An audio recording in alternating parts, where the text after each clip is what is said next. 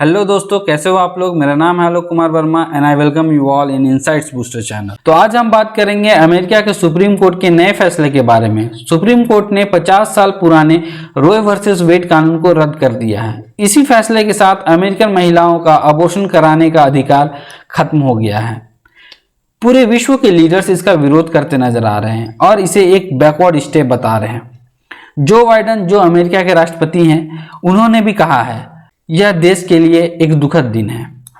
उन्होंने अपने पिछले ट्वीट में भी कहा था इस फैसले ने अमेरिका को 150 साल पीछे ढकेल दिया है। निकोला स्टर्जियन, जो स्कॉटलैंड की प्रधानमंत्री हैं, उन्होंने भी कहा है कि यह महिला अधिकार के इतिहास में एक डार्केस्ट डे है।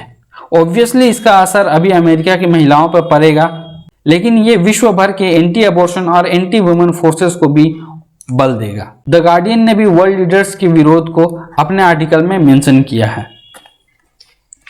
जूलिया गिलार्ड, जो ऑस्ट्रेलिया की प्रधानमंत्री रह चुकी हैं, उन्होंने भी मिशेल ओबामा के वुमेन राइट्स को सपोर्ट करने वाले लेटर को इंडोर्स किया है और इस फैसले के अगेंस्ट अपना स्टैंड लिया है। जस्टिन ट्रूडो, जो कनाडा के प्रधानमंत्री हैं, उन्होंने भी कहा था कि कोई भी गवर्नमेंट, कोई भी पॉलिटिशियन और कोई भी व्यक्ति किसी भी महिला को ये नहीं बता सकता है कि वो अपने बॉडी के साथ क्या करें और क्या नहीं करें। तो आज हम जानेंगे इस फैसले का अमेरिकन महिलाओं पर क्या असर पड़ेगा और हमारे देश में अबॉर्शन के लिए क्या कानून है। तो आपको बहुत कुछ जानने को मिलेगा इस वीडियो में। शुरुआत करने से पहले मैं आपसे एक आसान सा सवाल पूछता हूं, आप प्लीज अपना आंसर कमेंट बॉक्स में मेंशन कीजिए। NDA presidential election candidate Droupadi Murmu किस ट्राइब से बिलोंग करती हैं? गोंड, संथाल, भील एंड मुंडा। इस क्वेश्चन का आंसर मैं आपको वीडियो के अंत में दूंगा।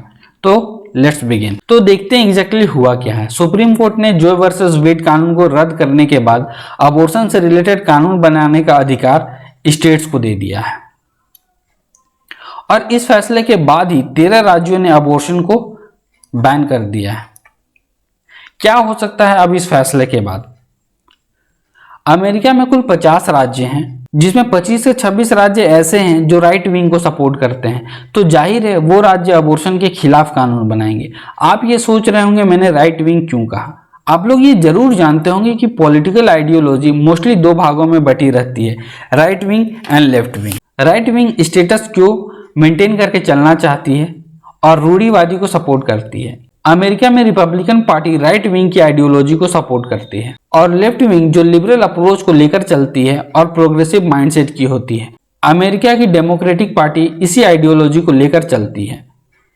इसीलिए जो बाइडेन, जो डेमोक्रेटिक पार्टी से बिलोंग करते हैं, इस फैसले से खुश नहीं है, जो आपने अभी उनके ट्वीट से देखा ही होगा। इस फैसले के बाद बहुत सारे अमेरिकन वुमेन को लॉन्ग डिस्टेंस ट्रैवल करना पड़ सकता है, जो हर किसी के लिए फिनेंशियल वायबल नहीं होगा। दूसरी बात, बहुत सारे बैकडोर अनसेफ अबॉर्शन शुरू हो जाएगा और इससे ऑब्वियसली हेल्थ रिस्क बहुत ज़्यादा बढ़ जाएगा। और अगर अबॉर्शन के दौरान कुछ गलती हो जाए तो महिलाएं कंप्लेन भी नहीं कर सकती हैं। आपको ये जानकर हैरानी होगी कि अमेरिका में हर 4 में से एक महिला अपने जीवन काल में एक बार अबॉर्शन जरूर कराती है। तो सोचिए कितने लोगों को खतरा उठाना पड़ सकता है अब इस फैसले के बाद। 25-26 राज्य जो अबॉर्शन के खिलाफ कानून बनाने वाले हैं, वहां रहने वाले 31 मिलियन महिलाओं का लाइफ एंड चॉइस स्टेक पर है। बहुत सारे महिलाओं को अनवांटेड चाइल्ड बर्थ को भी एक्सेप्ट करना पड़ सकता है। इसके लिए उनके फिनेंशियल एंड डेवलपमेंट पर्सपेक्टिव में भी असर पड़ेगा। इसमें बहुत सारी कम उम्र की लड़कियां भी हो सकती हैं जिन्हें अपने फ्यूचर प्लान के साथ कॉम्प्रोमाइज करना पड़ सकता है। इंडिया का क्या स्टैंड रहा है अबॉर्शन को लेकर? तो देखिए 1960 तक तो हमारे देश में भी अबॉर्शन के ऊपर बैन था, पर उसके बाद शांतिलाल शाह कमेटी का गठन किया गया। इस कमेटी के रिकमेंडेशन के बाद हमारे पार्लियामेंट ने एक कानून बनाया, मेडिकल टर्मिनेशन प्रेगनेंसी एक्ट 1971। इस कानून के तहत 12 सप्ताह तक अबॉर्शन को अलाउ किया गया और कुछ विशेष परिस्थिति में 20 सप्ताह तक, लेकिन इसके लिए 2 मेडिकल प्रैक्टिशनर की ओपिनियन की आवश्यकता थी। अबॉर्शन पर निर्णय लेने का अधिकार महिलाओं के पास नहीं था, बल्कि यह डॉक्टर्स के ओपिनियन पर निर्भर करता था और यह प्रोविजन अभी भी लागू है। इंडिया के कुछ इंपॉर्टेंट अबॉर्शन केस, जैसे सुचित्रा श्रीवास्तव वर्सेस चंडीगढ़ एडमिनिस्ट्रेशन। एक रेप विक्टिम महिला को हाई कोर्ट ने प्रेगनेंसी टर्मिनेट करने का ऑर्डर दिया था, जबकि वो महिला उस बच्चे को जन्म देना चाहती थी। हालांकि सुप्रीम कोर्ट ने बाद में हाई कोर्ट के फैसले को कैंसिल कर दिया और उस महिला को उस बच्चे को जन्म देने के लिए अलाउ किया। इसके जस्ट ऑपोजिट एक 14 साल की रेप विक्टिम को गुजरात हाई कोर्ट ने टर्मिनेशन के लिए मना कर दिया था। इस केस में भी सुप्रीम कोर्ट ने बाद में उन्हें अबॉर्शन के लिए अलाउ किया। 2021 में medical termination of pregnancy act 1971 act को अमेंड किया गया और अबॉर्शन लिमिट को 20 से बढ़ाकर 24 सप्ताह कर दिया गया। 20 सप्ताह के अंदर अबॉर्ट कराने के लिए एक डॉक्टर की ओपिनियन की आवश्यकता होती है और 20 से 24 सप्ताह में 2 डॉक्टर की ओपिनियन लेने की आवश्यकता होती है। आपको यह जानकर हैरानी होगी, भारत में अनसेफ अबॉर्शन से प्रतिदिन 13 महिलाओं की मृत्यु होती है, जबकि यहाँ अबॉर्शन अलाउड है। सोचिए अमेरिका के उन राज्यों में क्या होगा जहाँ अबॉर्शन बैन कर दिया गया है।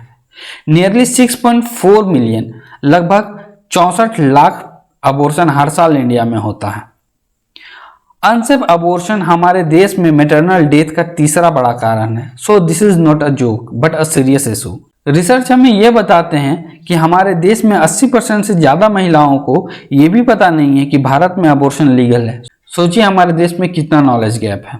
वीडियो की शुरुआत में मैंने आपसे एक सवाल पूछा था, उसका आंसर है ऑप्शन बी, संथाल। तो ये था आज का वीडियो।